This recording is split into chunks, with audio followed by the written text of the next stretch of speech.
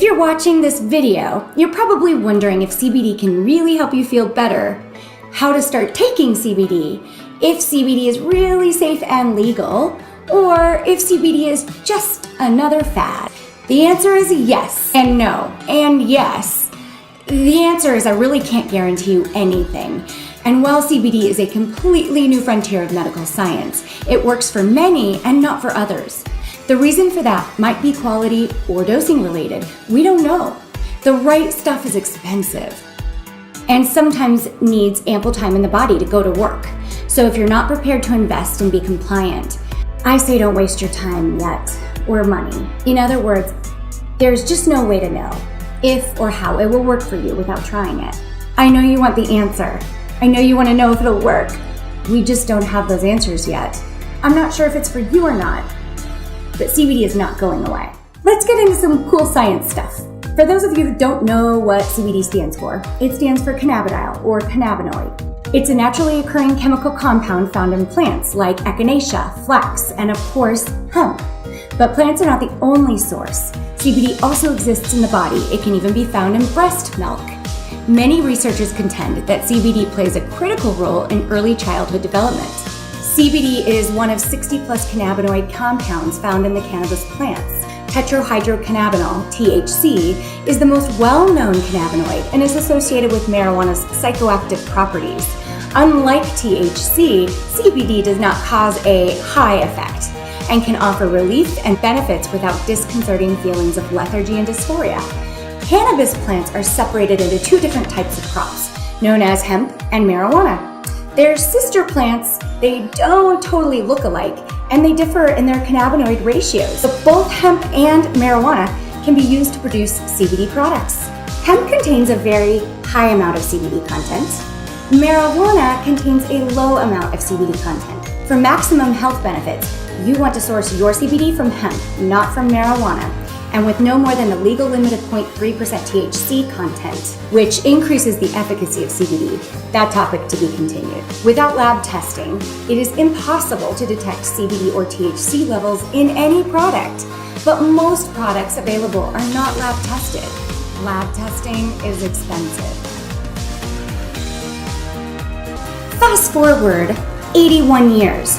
The Hemp Farm Act of 2018 established that CBD from hemp is legal throughout the United States. This removed any federal ambiguity about hemp's legality and reinforced hemp's place in research. Once again, CBD-rich hemp is free to be an appealing treatment option for patients seeking anti-inflammatory, anti-pain, anti-anxiety, and/or anti-spasm effects without any feelings of dysphoria, euphoria, or lethargy. If you've never tried CBD, you're probably saying, what does this feel like? The answer to this is very case-based and highly depends on the quality and amount of CBD you consume.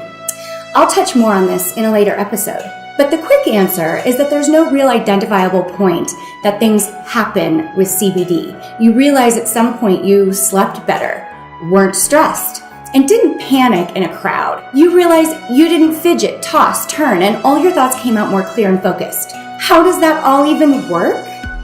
Well, our bodies were built for cannabinoids. We have an entire system designed to receive cannabidiol for the purposes of regulating the body's internal systems. People are often amazed at the touted ability of cannabis to treat a large variety of seemingly unrelated conditions.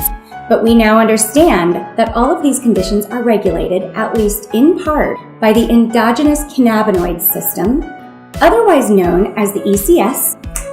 Hey, stay with me. This is all proven. Just because you haven't heard this before doesn't mean that there aren't over 400 studies looking at cannabis. The ECS is a network of cannabinoid receptors, mostly in the brain and abdominal organs. And it's clinically proven to be the body's largest regulatory system, but not officially discovered until the 1990s. The ECS works to regulate functions like mood, appetite, and sleep. By taking a high concentration of hemp oil, the body reaches a balance or homeostasis that it hasn't been able to achieve without a source of replenishing CBD. Unlike THC, which overstimulates CB1 and CB2 receptors directly, CBD binds to those receptors and changes the function to decrease their activity. In the case of pain, CBD blocks the pathways that communicate pain from nerve cell to nerve cell. Now that's an oversimplification of the science, but there are at least 6 major mechanisms of action that are performed in the body when CBD is present. That's it for this week. Hopefully some of this was helpful. For the rest of you, stay tuned. I'll be tackling a ton of other topics, interviews with thought leaders and medical professionals, and simplifying a labyrinth of info.